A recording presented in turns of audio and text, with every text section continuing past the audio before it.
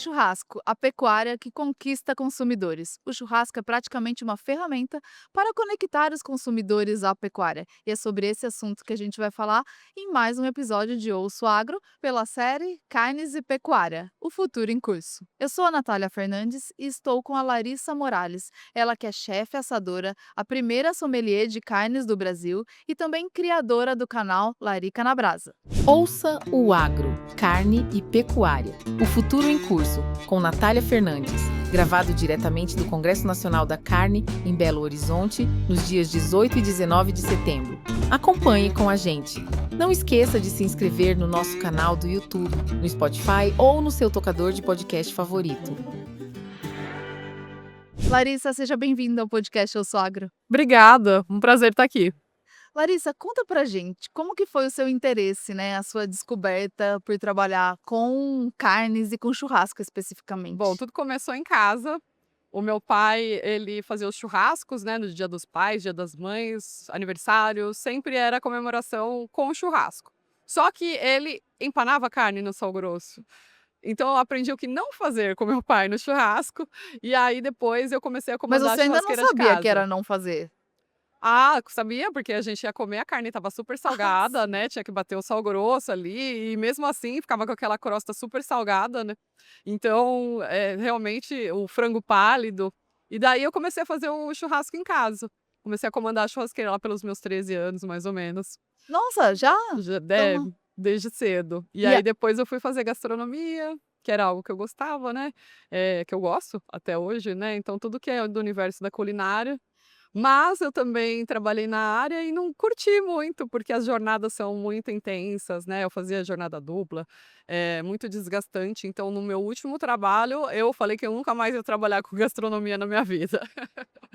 e dentro, do setor, assim, né, o que que você acredita que teve um despertar grande em você? Porque você pode ter tido talvez uma descoberta pela pecuária, ou pela questão da carne mesmo, ou até da questão relacionada ao churrasco ali e ao fornecimento ao consumidor. É, acho que eu estou na ponta final mesmo, eu não conhecia muito sobre a pecuária, no caso, e quando eu comecei a compartilhar o meu conhecimento, né, fazia vídeos, foi assim que surgiu o Larica na Brasa, que eu fui a primeira mulher a apresentar um canal de churrasco no YouTube.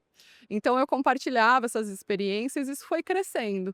Já faz 8 anos e meio que eu trabalho com isso, e cada vez mais eu busco conhecimento, né. Então, hoje eu entendo a cadeia produtiva e o quanto é importante, né, todo o processo até chegar à carne final na mesa do consumidor. Então, o meu encanto pelo churrasco veio ali, dos festivais, veio do Instagram também. Eu comecei a ver cortes diferentes que existiam, que poderia ir para a grelha, né, por exemplo, o miolo de acém, como que dá para fazer isso na grelha, né, naquela época. Tomahawk, que corte é esse? Dry aged, e aí eu fui experimentando, então toda vez eu comprava um bife para fazer em casa, um steak, e isso foi criando, né, o canal, foi gerando conteúdo. Quando eu vi já trabalhava, somente com isso, ali no meu segundo ano comecei a fazer festivais, a fechar contrato com marcas, e aí me tornou a principal fonte de renda, o Larica na Brasa. E o que que você acredita que é inovação em carne hoje? Você citou alguns cortes, né, às vezes para o consumidor eu não sei qual é a sua percepção, mas você acha que o consumidor também já se encontra? Porque ele busca qualidade, mas hoje a gente vê uma diversidade grande, né, relacionado a cortes mesmo, a forma de preparo das carnes. O que que você vê que é inovação em corte? Então, eu vejo a inovação, na verdade, na criação, né, para chegar à carne final. Então, como sommelier de carnes, a gente entende aí, consegue avaliar as texturas, sabor, aroma, maciez, suculência. E aí, como isso, né, traduzir isso para o consumidor final? Quando você pega uma carne a pasto, então o animal alimentado a pasto, ele traz um perfil de sabor diferente do animal confinado, que traz maior maciez, uma carne com outra textura, né? Então eu vejo essa busca do consumidor para experiências diferentes. Então, o que precisa chegar é a informação até ele, né? Da onde veio essa carne, quem produziu, como foi produzida, durante quantos anos. É algo que falta aí para chegar, para ele poder decidir o que ele quer comprar, né? Então imagina você chegar numa boutique de carnes e ter lá toda a informação sobre a carne que você quer escolher. Ah, hoje eu quero uma pasto. Ah, não, hoje eu quero uma de confinamento. Dependendo do que você quer servir naquela noite, naquele churrasco, né? Então, acho super interessante esse processo de busca de conhecimento do consumidor.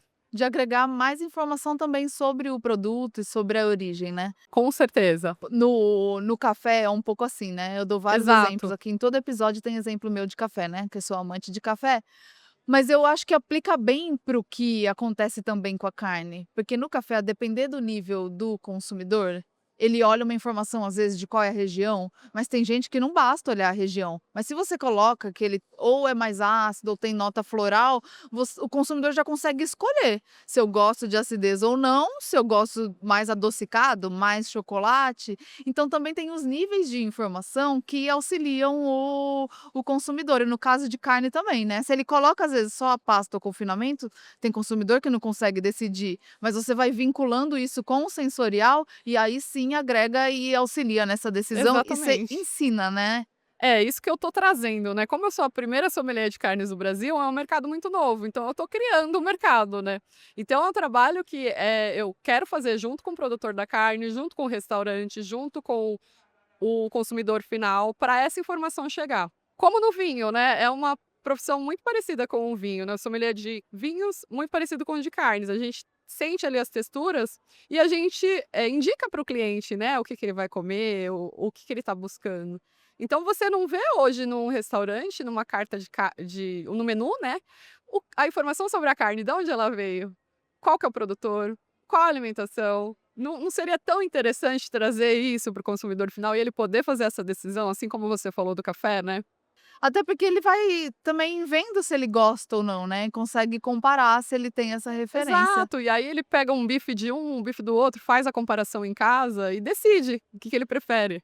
Agora, Larissa, com o canal e com as redes sociais, que você tem um grande engajamento e tal, você também tem bastante contato com a curiosidade de quem te acompanha, né? Provavelmente consumidores, profissionais do setor também. O que que você vê hoje que mais chega, assim, em relacionado à demanda mesmo, de dúvidas e de demanda que o consumidor quer quando o assunto é carne, carne de qualidade, diferenciais em corte? Eu vejo muita dúvida a respeito dos cortes. Tem gente que ainda não conhece todos os cortes do animal.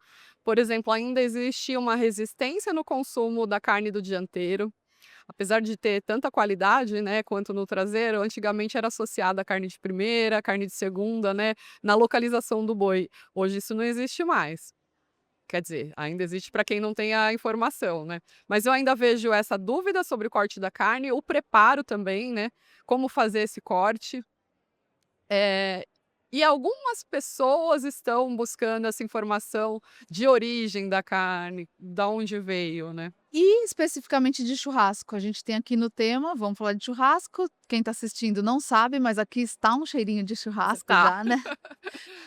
O que que agrega para o consumidor saber e que tem contribuído para aumentar até o consumo de carne de qualidade quando o assunto é churrasco? O que que tem mesmo de técnicas, de especificidades que você pode trazer que para você foi descoberta e que você acha que é essencial que todo mundo saiba para não errar, como Eu seu acho que tem pai? a ver muito com a experiência que o consumidor está buscando. Então, antigamente, o churrasco era o quê? Era reunião com os amigos, que você comprava qualquer carne, cada um levava 1 quilo de carne, né? Aquela qualquer uma, né? E muita cerveja. E aí a festa o dia inteiro, ninguém estava muito ligando para a proteína em si. Hoje eu vejo que o consumo está diferente. A pessoa ela prefere gastar mais na carne, comprar menos e chamar algumas pessoas principais. Então, com a sua esposa, com o seu melhor amigo ou para a família, para ter essa experiência sensorial, né? Para poder provar um corte de carne que ele nunca viu, que ele nunca havia provado. Então, eu vejo essa mudança no consumo mais para a experiência da carne, do sabor, do que pela quantidade. E isso agrega o desenvolvimento do setor também, né, que se complementa na verdade, porque É, você precisa ter também matéria-prima e a indústria entregando qualidade exato. para que consiga se propiciar essa experiência, né. Você vê uma evolução na qualidade da carne quando você faz lá as suas escolhas? Eu vejo que é um grande dilema para o produtor de carne, né, porque ele não está sendo valorizado por isso, pela grande indústria. E aí, como é que ele vai produzir uma carne de qualidade que custa mais para chegar a essa qualidade no consumidor final, porém ele não recebe por isso. Então, falta incentivo nesse segmento, né? Dele receber por isso, dele ser valorizado. Então, vem de lá de trás, né? Precisa começar lá. Os produtores precisam ter esse reconhecimento, ganhar mais, para poder essa carne de qualidade chegar no consumidor final. Com tudo isso que eu falei, se ela chega com informação, se ele sabe de onde vem e tudo mais, é uma marca, né, um valor que você está agregando a essa carne. Então tudo bem ele pagar mais caro, desde que eles tenham essas informações e saiba de tudo isso. Eu vi que você também faz um trabalho de harmonização, né, com carnes. Eu confesso que eu nunca tive essa experiência, mas já com outros produtos. E aí eu queria entender como que é esse processo, assim, de definição mesmo, de ver o que harmoniza com se tem alguns cortes que é mais fácil no sentido não de facilidade, né, mas que você consegue harmonizar com mais coisas. O que que é harmonização com carnes? Então, na verdade, o consumidor aqui no Brasil, ele não tem o hábito de fazer isso com vinhos, né. Então a ideia é trazer o vinho junto com a carne. Não que a carne harmonize com outras coisas, mas assim, essa ligação entre os 2. Então, por No quê? geral é vinho com carne? Sim, porque a gente consegue agregar o valor, né. Então, o pessoal geralmente toma com cerveja, tem as cervejas artesanais também, que são uma delícia, que eu adoro, também dá para fazer essa harmonização. Mas com o vinho, a gente tem uma experiência completa, legal, de textura também com o vinho, né. Então, além da textura da carne, trazer essa textura com o vinho. E aí eu tenho um projeto que chama Terroir da Carne, que é para falar sobre isso, né, sobre a carne de qualidade. E é assim, é um jantar onde tem a entrada, depois tem a degustação às cegas, e aí nessa degustação às cegas eu trago 2 amostras diferentes. Então, quando a gente fala do tema de alimentação, uma a pasto e outra de grãos. Você sabe que eu ia te perguntar antes se já tinha feito isso Já na fiz, às já cegas. estamos fazendo aí Ah, já, a legal. próxima edição vai ser com carne suína. E aí tem então a entrada, depois tem a degustação às cegas, o prato principal é a sobremesa. Tudo isso harmonizado com vinhos. E a questão aqui é para o consumidor final brincar de ser o sommelier de carnes. Então, para ver se ele consegue entender no paladar, na boca dele, essa diferença. Porque é um treino, né? Eu passei 9 meses estudando, tive que morar em Buenos Aires para treinar o paladar por 9 meses. O curso tem duração de 1 ano e meio, tem a parte teórica, e aí é um treino do paladar. Mas com essa aula que eu dou junto, né, nesse envolvimento do cliente, então eu explico qual que é a diferença de cada uma, o que que ele vai sentir na boca, ele consegue acertar que carne é. Mesmo se não acertar, a brincadeira é válida, Aham. né? E aí no final, quem acertar mais pontos leva um brinde para casa, um kit para casa. E você vê que isso acaba mudando o hábito ali de consumo dessas pessoas interessadas ali Sim, já e quando faz a harmonização realmente é transformador? eu vejo que é algo que eles nunca tinham notado, né, um olhar diferente agora, ver dessa forma. Nossa, carne também é possível sentir textura, sentir sabor, sentir odor, cada uma tem a sua assinatura. Então o legal é que a gente consegue conversar sobre uma carne de qualidade, uma revalorização da carne também, e dizer que carne não é tudo igual, que cada uma traz a sua textura, tem a sua identidade, o seu sabor. E o seu terroir. Esse papel, Larissa, você sabe que é muito importante, né, de vocês, profissionais como vocês que estão à frente, porque isso que você faz com vários projetos, mas, por exemplo, com o Terroir, promove uma harmonização, já dá algumas informações que estão relacionadas ao processo produtivo, também tem um despertar desse consumidor em relação à atividade pecuária. E que Exatamente. esse talvez seja pra gente, pelo menos, um dos maiores ganhos que se tem, porque ele vai entender o que é a pasto, até porque, às vezes, esse consumidor ou a sociedade vê a criação a pasto quase como se fosse uma desvantagem pela área em que ocupa, e não, além de não ser isso, você ainda consegue mostrar isso num atributo de qualidade do produto.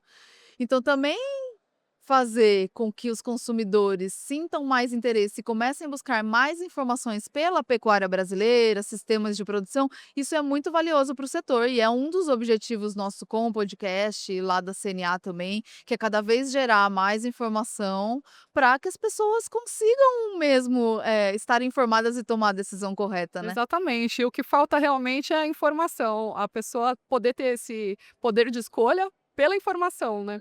E a gente valorizar a carne brasileira, né, porque muito se valoriza a carne argentina, a carne uruguaia, que são boas sim, tem excelente qualidade, mas a gente também tem carnes de excelente qualidade. Então, você ter essa origem, né, essa rastreabilidade da onde essa carne veio também, né, trazer isso para o consumidor final é muito bacana. Ele falou: "Não, essa hoje eu comi do sul, essa não, do Mato Grosso". Então, fazer essa interpretação das diferenças que cada uma traz. Talvez essa questão até de saber de olhar assim: "Ah, Argentina e Uruguai tem uma carne boa e não valorizar do Brasil", é porque no Brasil a gente tem muita carne e as pessoas consomem bastante carne, né.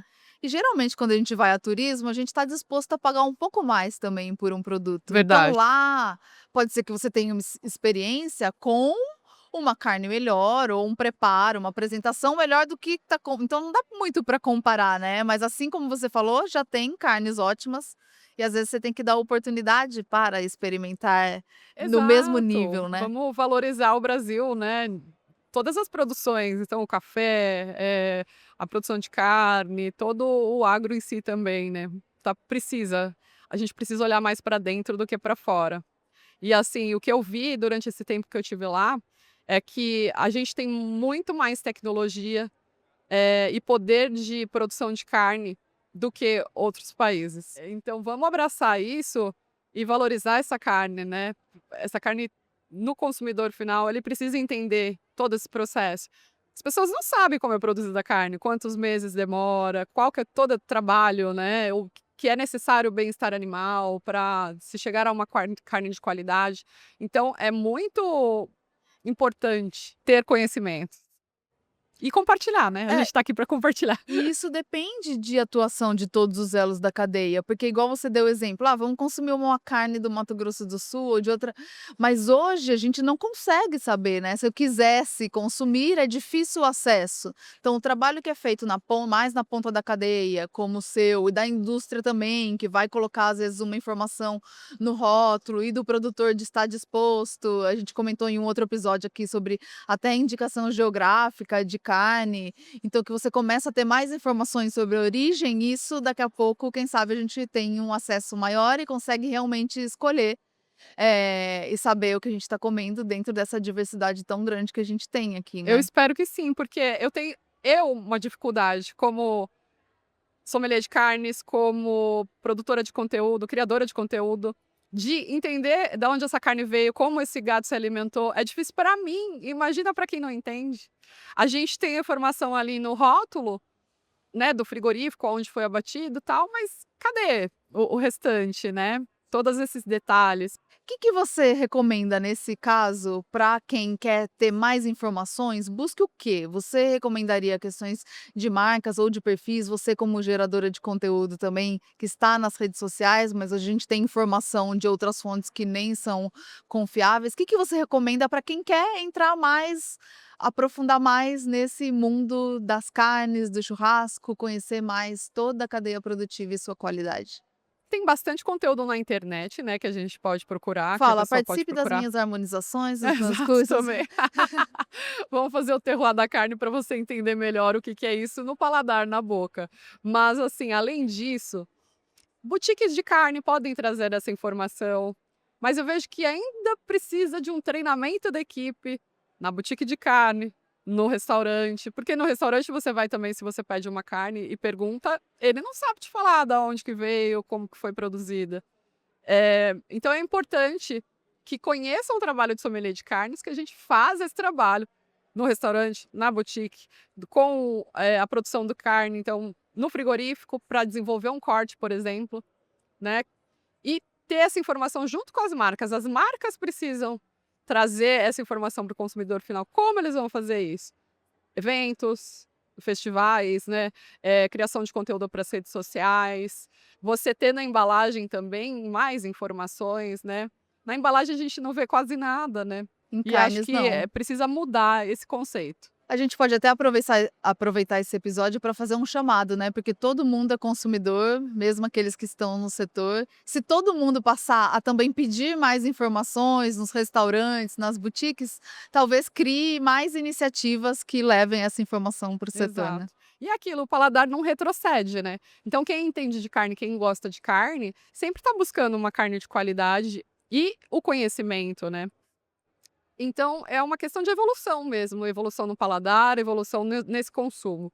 Acho que daqui para frente a gente vai falar mais sobre isso, eu espero que essa informação chegue, né, que tenha mais questionamento sobre isso. Sim, obrigada, Larissa. Chegamos ao final aqui do nosso episódio. Fica com esse gostinho aí de que dá pra gente evoluir ainda muito, né? Eu mesma não tenho muita experiência, mas de que tem um longo caminho para contribuir ainda mais para o crescimento do setor e para a melhoria da qualidade das carnes. Obrigada pela sua Obrigada, participação. prazer foi meu, convido todo mundo a conhecer o Larica na Brasa e obrigada, até a próxima. Então, ficamos por aqui com mais um episódio de Ouço Agro pela série Carnes e Pecuária, o futuro em curso. A gente se vê no próximo episódio. Tchau, tchau!